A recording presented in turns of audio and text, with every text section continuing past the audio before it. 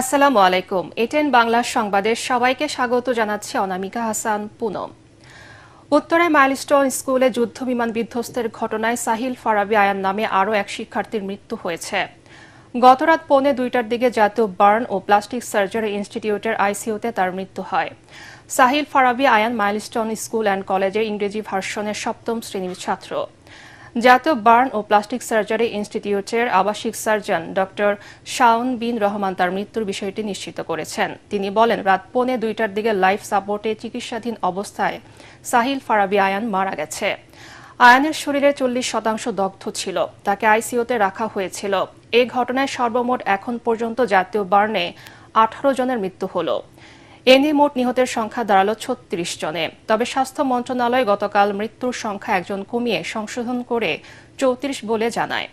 সেই হিসেবে মৃতের সংখ্যা দাঁড়ায় 35 জনে। এছাড়া আইসিইউতে সংকটাপন্ন অবস্থায় 3 জন চিকিৎসাধীন আছে, যাদের অবস্থা অপরিবর্তিত রয়েছে।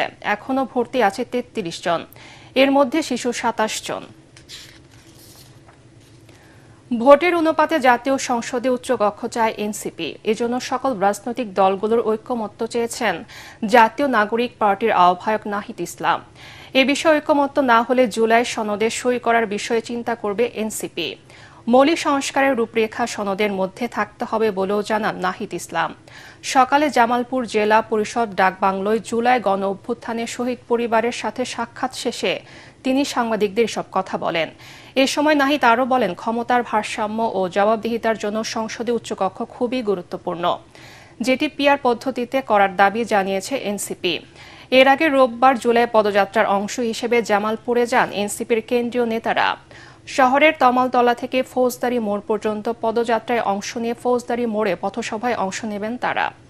পথসভা শেষে ময়মনসিংহে যাবেন এনসিপি নেতারা।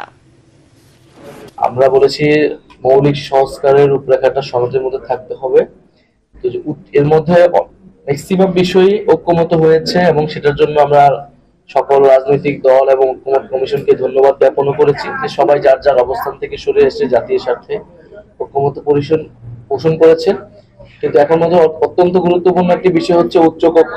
এটা প্রথম থেকে আলোচনা ছিল, বিএনপি সহ বিভিন্ন দলের প্রস্তাবনাতেও ছিল, কিন্তু আমরা বলেছিলাম যে উচ্চকক্ষটা ভোটের অনুপাতে হতে হবে, পিআর অনুসারে হতে হবে, এটা আসনের অনুসারে হওয়া যাবে না। রংপুরে আবু সাইদ হত্যা ও সাভারের আশুলিয়ায় 6 মরদেহ পোড়ানোর মামলায় 17 আসামিকে আন্তর্জাতিক অপরাধ ট্রাইব্যুনালে হাজির করা হয়েছে। সকালে প্রিজন ভ্যানে করে তাদের ট্রাইব্যুনালে আনা হয়। জুলাই গণ অভ্যুত্থানের প্রথম শহীদ আবু সাইদ হত্যা মামলায় 30 আসামির বিরুদ্ধে অভিযোগ গঠনের শুনানি হওয়ার কথা রয়েছে। প্রসিকিউশন জানিয়েছে আজ সব আসামির বিচার শুরুর আবেদন জানাবেন তারা। এর আগে গত 22 জুলাই বেগম রোকেয়া বিশ্ববিদ্যালয়ের সাবেক ভিসি ও রংপুরের সাবেক পুলিশ কমিশনার সহ 24 জনকে পলাতক ঘোষণা করে আন্তর্জাতিক অপরাধ ট্রাইব্যুনাল 2। সবশেষ আবু সাইদ হত্যা মামলায় বেরোবির সাবেক প্রক্টর শরীফুল ইসলাম, পুলিশের সাবেক সহকারী উপপরিদর্শক আমির হোসেন, কনস্টেবল সুজন চন্দ্র রায় ও ছাত্রলীগ নেতা ইমরান চৌধুরীকে ট্রাইব্যুনালে হাজির করা হয়। খেলার খবর, টাইব্রেকার স্পেনকে 3-1 গোলে হারিয়ে ইউরো নারী ফুটবলের শিরোপা ধরে রেখেছে ইংল্যান্ড। সেন্ট জ্যাকব পার্কে বল দখল আর আক্রমণে শুরু থেকে ইংল্যান্ডকে পেছনে ফেলে স্পেন। 25 মিনিটে মারিওনা ক্যালডেন্তি গোল করে লা রোজাদেরকে এগিয়ে নেন, কিন্তু গোল হজম করে দমে যায়নি ইংল্যান্ড। 57 মিনিটে তাদের সমতায় ফেরান রুশো। এরপর একাধিক সুযোগ পেলেও তা কাজে লাগাতে পারেনি স্পেন। তাতে খেলা গড়ায় টাই ব্রেকারে। সেখানে প্রতিপক্ষের 2 শট রুখে দেন ইংলিশ গোলরক্ষক হান্না হ্যাম্পটন।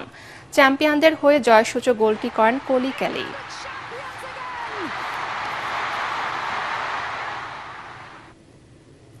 পরবর্তী সংবাদ দেখার আমন্ত্রণ জানিয়ে এখনকার মতো শেষ করছি। এটেন বাংলার সংবাদ ইউটিউবে দেখতে ব্রাউজ করে youtube/ATN বাংলা নিউজ। ধন্যবাদ সবাইকে।